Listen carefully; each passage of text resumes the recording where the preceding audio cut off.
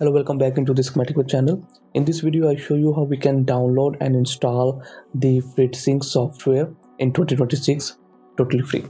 So first of all, if you search on any kind of browser with the Fritzing and click on this first link, then the Fritzing official web page is open and there is the download button. So click on this one. Now the download page is appear and here you see they ask you for buying it by the €8 or €25 and then pay and download. So don't worry, they mentioned that on their GitHub there is the free source code which we can use for downloading it. So now I'll show you the totally free official method how you can do it.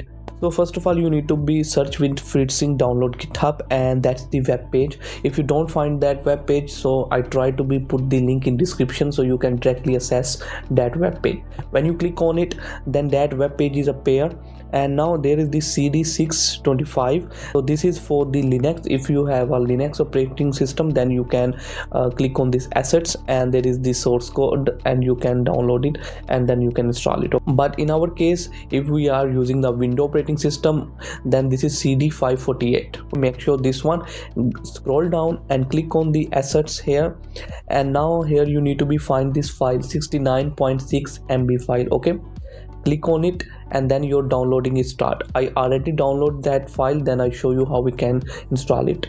So for installing the Fritzing in your PC or laptop, so this is the file which we downloaded, which is the 69.5 MB. So first of all, extract it here. So it's extracting here. Now the file is extracted. I open it here, go in here. Now you see this one Fritzing, it's already installed, it's pre-installed software, so we don't need to be installed it properly. Just unzip it and after that you have the Fritzing. Now in that way I send to the desktop. So now this is the Fritzing shortcut. I double click on it, click on run here, and then in that way our Fritzing is available on our desktop, which we easily access.